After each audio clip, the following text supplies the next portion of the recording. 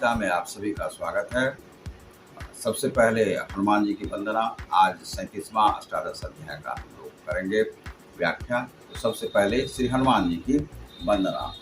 श्री गुरु चरण सरोज रज निज मन मुकुर सुधार, वरणो रघुवर विमल जसु दुर्दायक फलचार।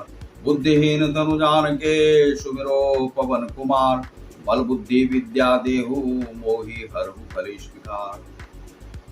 ओम त्र्यंबकम यजामहे सुगंधिं पुष्टिवर्धनम् उर्वारुकमिव स्वाहा। तो 37वां श्लोक है, यतदग्रे विषमीव परिणामे मृतोपमं तत् सुखम सात्विकम प्रोक्त मात्म बुद्धि प्रसादजम।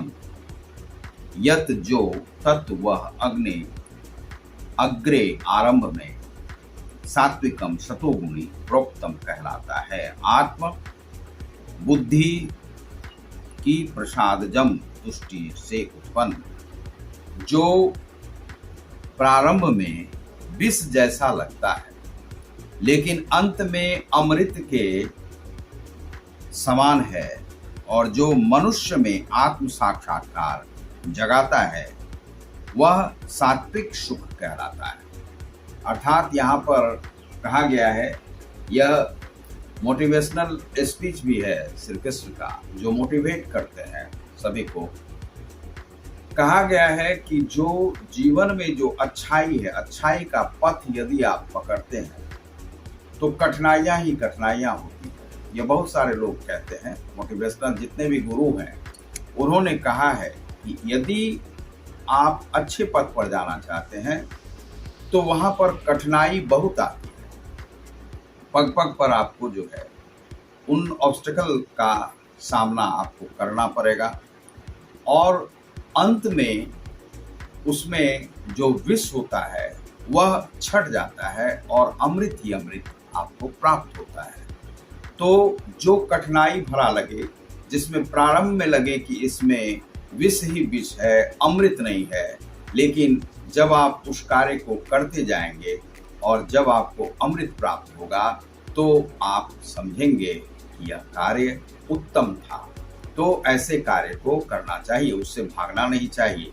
और जो इस ऐसे कार्यों को नहीं छोड़ने वाला व्यक्ति होता है, उसकी बुद्धि कही जाती है कि शतोगुणी है, सात्विक है, और वही धर्म कर्म कर सकता है, वही क्रिया योगी बन सकता है। और यह श्री कृष्ण ने यहाँ अर्जुन से कहा है। अर्जुन एक माध्यम है, यह संसार को कहने के लिए कहा गया है। यह मोटिवेशन देने के लिए आपको बहुत अच्छा है, आप इसे समझें। सनातन धर्मी जितने भी हैं वह विधर्मी नहीं हो सकते हैं, वे सदधर्मी होते हैं, सनातन धर्मी होते हैं।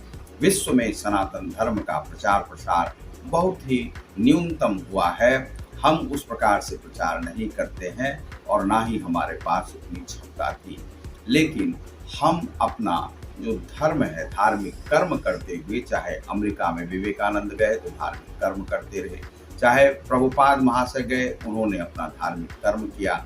इस प्रकार से उन्होंने अपना धार्मिक कर्म किया। हम किसी पर धर्म परिवर्तन करवाने का जिम्मा नहीं लेते हैं, लेकिन हमारे धर्म में तो सभी धर्म समाहित है, सनातन धर्म है। केवल आपके पास इस प्रकार का शतोगुणी बुद्धि होना चाहिए, तभी आप सनातन धर्मी बन सकते हैं।